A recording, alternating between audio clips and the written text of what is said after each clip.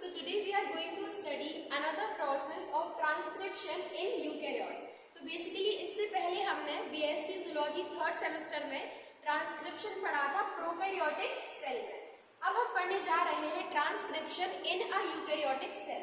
तो बेसिकली उससे पहले हम रिवाइज करते हैं कुछ बेसिक चीजों के बारे में जिसके बारे में हमने कल पढ़ा था। तो सबसे पहले जैसे मैंने आपको एक्सप्लेन किया था सेंट्रल डॉगमा, और सेंट्रल डॉगमा को हम हिंदी में क्या बोलते हैं, केंद्रीय सिद्धांत। तो सेंट्रल डॉगमा के थ्रू हमने क्या पढ़ा था कि सबसे पहले होता है डीएनए, डीएनए कन्वर्ट होता है आरएनए में, और इसमें भी हमने क्या पढ़ा था, डीएनए किसमें कन्वर्ट होगा, एमआरएनए में या फिर मैसेंजर आरएनए में।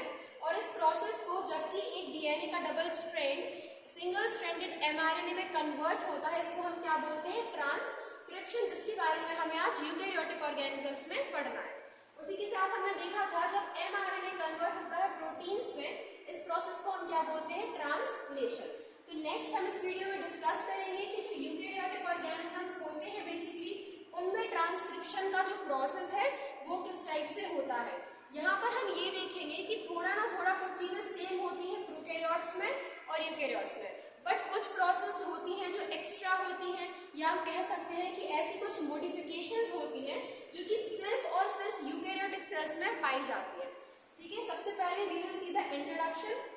Transcription is the process by which the genetic information occur in a double stranded DNA is transferred into a new molecule of messenger RNA. तो ये हमने कल भी देखा था, जो कि ट्रांसक्रिप्शन की बेसिक सी डेफिनेशन है, परिभाषा है कि ये एक ऐसा प्रोसेस है जिसमें डबल स्ट्रैंडेड डीएनए में से जो जेनेटिक इंफॉर्मेशन होती है, जो भी आनुवांशिक कैरेक्टर होते हैं, वो किस में ट्रांसफर हो जाते हैं, सिंगल स्ट्रैंडेड एमआरएनए में। अब नेक्स्ट हमने एक और पॉइंट डिस्कस किया था, इफ यू रिमेंबर, कि जो यूकैरियोट्स होते हैं उनमें ट्रांसक्रिप्शन का प्रोसेस कहाँ पर होता है, न्यूक्लियस में। पहले हमने क्या देखा था, प्रोकैरियोट्स में कहाँ पर हो रहा था ये प्रोसेस, साइटोप्लाज्म में या फिर कोशिका द्रव्य में। वहीं पर हम बात करते हैं अगर यूकैरियोट्स की, उनमें ये प्रोसेस कहाँ पर होता है, न्यूक्लियस या फिर केंद्रक के अंदर। Next we will see the steps in the eukaryotic transcription. तो जो 3 स्टेप्स प्रोकैरियोट्स में थे ट्रांसक्रिप्शन में, वही सेम स्टेप्स क्या में होते हैं, यूकैरियोट्स में होते हैं। ठीक है, पहला स्टेप क्या होता है, इनिशिएशन। नेक्स्ट स्टेप क्या होता है, इलोंगेशन, और थर्ड स्टेप होता है टर्मिनेशन। इनको हमने कल एक एक करके डिस्कस किया था। इनिशिएशन में क्या होता है, कोई भी प्रोसेस जब शुरू होती है, कोई भी प्रक्रिया जब स्टार्ट होती है, तो उस प्रोसेस को हम क्या बोलते हैं, इनिशिएशन। एलोंगेशन मेन प्रोसेस होता है जिसमें हमारा ट्रांसक्रिप्शन होता है, और थर्ड क्या होता है, टर्मिनेशन, मतलब कि समापन होता है किसी भी प्रक्रिया का।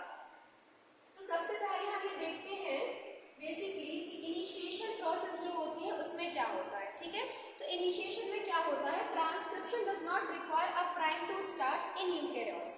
इसका मतलब क्या हुआ कि हमें ये पता है कि ट्रांसक्रिप्शन के लिए कौन सा एंजाइम रिस्पॉन्सिबल है, आरएनए पॉलीमरेज।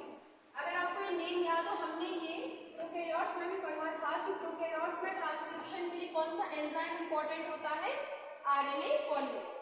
अब यहाँ पर पहला अंतर क्या आता है प्रोकैरियोट्स और यूकैरियोट्स में, कि जब हम लोग प्रोकैरियोट्स की बात कर रहे थे तो आरएनए पॉलीमरेज एक फैक्टर से जुड़ रहा था या फिर एक कारक से जुड़ रहा था, उसको हमने क्या बोला था, सिग्मा फैक्टर या फिर सिग्मा कारक। वहीं अगर हम बात करते हैं यूकैरियोट्स की, तो इसमें आरएनए पॉलीमरेज किसी भी फैक्टर से, किसी भी कारक से नहीं जुड़ता है। ये था हमारा पहला अंतर। दूसरा अंतर हम क्या पढ़ेंगे, जब हमने बात करी थी प्रोकैरियोट्स की, तब वहां पर एक सिंगल आरएनए पॉलीमरेज था, और वही सिंगल आरएनए पॉलीमरेज ट्रांसक्रिप्शन की प्रक्रिया को कैरी कर रहा था। बट यहाँ पर क्या होता है, अगर हम बात करते हैं यूकैरियोट्स की, तो यहाँ पर 3 टाइप के आरएनए पॉलीमरेज होते हैं, जिनको क्या बोलते हैं, RNA polymerase 1, RNA polymerase 2 and RNA polymerase 3। ठीक है, 3 टाइप के कौन कौन से होते हैं, 1, 2, 3। आरएनए पॉलीमरेज 1 जो होता है वो किसकी सिंथेसिस करता है, आरआरएनए। वहीं पर अगर हम बात करते हैं आरएनए पॉलीमरेज 2, ये किसकी करता है, एमआरएनए की, और आरएनए पॉलीमरेज 3 करता है टीआरएनए की सिंथेसिस। तो यहाँ पर ये पॉइंट काफी इंपॉर्टेंट है आपके एग्जाम पॉइंट ऑफ व्यू से, कि 3 टाइप के पॉलीमरेज हो गए, 1, 2 एंड 3। 1 की सिंथेसिस किसकी होती है, आरआरएनए की, 2 की होती है एमआरएनए की, और 3 की होती है टीआरएनए। तो सबसे पहला प्रोसेस क्या हुआ था, इनिशिएशन, जाकर के जुड़ गया था। कहाँ पर जुड़ेगा? प्रोमोटर रीजन पे, जैसा कि प्रोकैरियोट्स में भी होता है। ठीक है, नेक्स्ट प्रोसेस हम जो देखेंगे उसका नेम क्या होता है? The name of the process is elongation. Elongation में क्या होता है? Once polymerase has initiated transcription, मतलब जैसे ही पॉलीमरेज एंजाइम ने ट्रांसक्रिप्शन को इनिशिएट किया, ट्रांसक्रिप्शन को शुरू किया, it shifts into the elongation phase. कहाँ पर जाता है ये? एलोंगेशन के फेज में। अब नेक्स्ट याद रखने लायक बात क्या है? यहाँ पर हमें फैक्टर्स की रिक्वायरमेंट होती है जिसको हम क्या बोलते हैं? टिप्स या फिर ट्रांसक्रिप्शन के फैक्टर्स। दो फैक्टर्स होते हैं बेसिकली, टिप्स और एसपीटीएस। इनको मिला के हम क्या बोलते हैं? Elongation factors. अब इनको एलोंगेशन फैक्टर्स क्यों बोलते हैं? क्योंकि ये एलोंगेशन की प्रोसेस में इंपॉर्टेंट रोल प्ले करते हैं। ठीक है, जैसे कि हमारा एक डीएनए हुआ, डीएनए से क्या बन रहा है हमारा? डबल स्ट्रैंडेड डीएनए से हमारा बन रहा है सिंगल स्ट्रैंडेड आरएनए। ठीक है, तो यहाँ पर होता क्या है कि जो डीएनए का स्ट्रक्चरल जीन वाला जो कंपोनेंट होता है उसमें से बेसिकली जितने भी सीक्वेंसेस होते हैं वो जाकर क्या फॉर्म करते हैं? आरएनए, या फिर क्या होता है? चेन का एलोंगेशन होता है, पॉलीमराइजेशन होता है। तो ये जो प्रोसेस होता है इसको हम क्या बोलते हैं? एलोंगेशन, जो कि नेक्स्ट प्रोसेस थी। इसके बाद जो लास्ट प्रोसेस हमारा होता है उसका नाम क्या होता है? टर्मिनेशन। टर्मिनेशन नाम से ही क्लियर है, टर्मिनेट करना मतलब कि किसी चीज को एंड करना।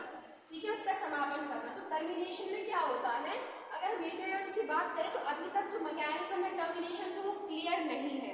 अब वो क्यों नहीं है? क्योंकि प्रोकैरियोट्स में हमने देखा था कि आरएनए पॉलीमरेज जो है वो सिग्मा फैक्टर से अलग होकर रो फैक्टर से जुड़ जाता है, और जैसे ही वो रो फैक्टर से जुड़ता है तो प्रोसेस स्टॉप हो जाता है। बट अगर हम यूकेरियोट्स की बात करें तो it is not well understood, क्योंकि यहाँ पर रो फैक्टर एक्चुअली में नहीं पाया जाता है। ठीक है, तो ये चीज काफी यहाँ पर होती है बेसिकली कि एक्चुअली टर्मिनेशन में एंड में होता क्या है? It involves cleavage of the new transcript followed by template independent addition of 3' end the process called polyadenylation. अब ये हम आगे पढ़ेंगे कि यहाँ पर क्या होता है, जो हमारा न्यू ट्रांसक्रिप्ट तैयार होता है, और ये न्यू ट्रांसक्रिप्ट हमारा क्या हुआ? जो हमारा एमआरएनए तैयार हुआ है वो, तो जैसे ही ये तैयार होता है इसका क्लीवेज हो जाता है, मतलब ये डिवाइड कर जाता है, अलग हो जाता है हमारे टेम्पलेट से, और हमें बेसिकली क्या होता है? हमारा आरएनए का फॉर्मेशन हो जाता है। अब जो सबसे इम्पोर्टेंट चीज है जो एग्जाम में भी आती है और जो अंतर बताती है प्रोकैरियोटिक और यूकैरियोटिक ट्रांसक्रिप्शन में, वो होती है RNA modifications and processing. Now तो आरएनए मॉडिफिकेशंस एंड प्रोसेसिंग में क्या होता है कि जैसे ही हमारा ट्रांसक्रिप्शन के रिजल्ट में एक एमआरएनए प्रिपेयर हो गया, ठीक है, बट वो एमआरएनए जो है वो कोड नहीं कर पाएगा प्रोटीन्स के लिए। इसका मतलब क्या हुआ? हमें जो एमआरएनए मिलता है दैट इज इमेच्योर। कैसा होता है वो एमआरएनए? इमेच्योर। तो इस इमेच्योर एमआरएनए को हमें किसमें कन्वर्ट करना है? हमें इसको कन्वर्ट करना है एक मैच्योर एमआरएनए में। ठीक है, अब जब हम इसको एक मैच्योर एमआरएनए में कन्वर्ट करेंगे तो जाहिर सी बात है इसमें कुछ ना कुछ प्रोसेस होगी, कुछ ना कुछ चेंजेस होंगे, या फिर कुछ ना कुछ मॉडिफिकेशन जिसको हम बोलते हैं वो होंगे। ठीक है, अब वो मॉडिफिकेशंस कौन कौन से होते हैं वो हम देखेंगे। सबसे पहली होती है कैपिंग। कैपिंग मतलब कैप से हम क्या समझते हैं? टोपी। ठीक है, तो ये चीज हमें इंपॉर्टेंट याद रखनी है कि जो कैपिंग की प्रोसीजर होते हैं वो हमेशा 5' एंड पर होती है। कैपिंग कहाँ पर होगी? हमेशा 5' एंड पर। नेक्स्ट प्रोसेस का नाम यहाँ क्या दिया गया है? स्प्लाइसिंग। और थर्ड प्रोसेस है टेलिंग। Capping, telling, splicing. तो ये क्वेश्चन आता है कि वे कौन से प्रोसीजर्स होते हैं जिसके बाद फाइनली हमें मैच्योर एमआरएनए मिलता है? तो कौन कौन सी है? Capping, telling and splicing. अब इनको हम डिस्कस करेंगे। सबसे पहले एडिशन ऑफ 5' कैप। तो जब भी 5' कैप का एडिशन होता है, और ये कैप क्या होती है इसका नाम भी याद रखना इंपॉर्टेंट है। ये कैप होती है मिथाइल गुआनोसिन ट्राइफॉस्फेट। तो ये दो क्वेश्चंस काफी इंपॉर्टेंट है। पहला ये कि कैपिंग किस एंड पर होती है, तो आप क्या आंसर करेंगे? 5' एंड पर होती है। ठीक है, और कैपिंग जो होती है तो उसमें कौन सा सबस्ट्रेट, कौन सी चीज जाकर ऐड होती है, उसका नाम क्या है? Methyl guanosine triphosphate. नेक्स्ट क्या होता है? हम बात करेंगे टेलिंग की। तो टेलिंग में क्या होता है? टेलिंग जो हमारी कैपिंग की वो 5' एंड पर थी, तो अब टेलिंग किस एंड पर होती है? टेलिंग होती है हमारे 3' एंड पर। ठीक है, और टेलिंग में जाकर के क्या अटैच होती है? पॉलीएडेनाइलिन टेल, जो इसको हम बोलते हैं पॉली ए। अब लास्ट जो प्रोसेस आता है वो सबसे ज्यादा इंपॉर्टेंट है, जिसको बोलते हैं आरएनए स्प्लाइसिंग। तो आइए हम समझते हैं कि आरएनए स्प्लाइसिंग क्या होती है, क्योंकि ये चीज जो है वो सबसे ज्यादा इंपॉर्टेंट है क्वेश्चन के पॉइंट ऑफ व्यू से।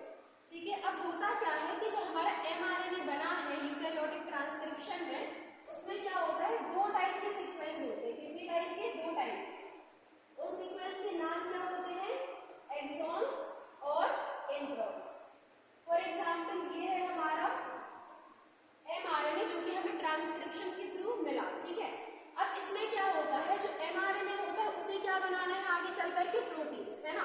बट होता क्या है, इस एमआरएनए में कुछ रीजन तो ऐसे होते हैं जो प्रोटीन्स के लिए कोड करते हैं, बट कुछ ऐसे भी रीजंस होते हैं जो प्रोटीन्स के लिए कोड नहीं करते, तो हमें उनको रिमूव करना है जो प्रोटीन्स के लिए कोड नहीं करते हैं। ठीक है, तो ऐसे रीजंस जो प्रोटीन बनाएंगे आगे चल के उनको क्या बोलते हैं? एक्सॉन्स।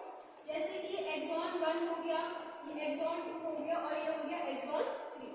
इसी के साथ ऐसे रीजंस जो कि प्रोटीन्स नहीं बनाएंगे, जो बीच बीच में पाए जाते हैं, उनको हम क्या बोलते हैं? इंट्रॉन्स।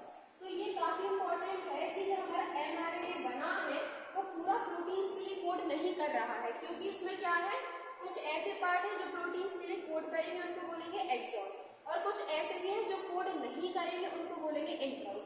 तो स्प्लाइसिंग में क्या होता है, आरएनए स्प्लाइसिंग में, कि जो प्रोटीन के लिए कोड नहीं कर रहे हैं, मतलब जितने भी इंट्रॉन्स हैं इनको हम कर देते हैं रिमूव। क्या करते हैं हम इनको?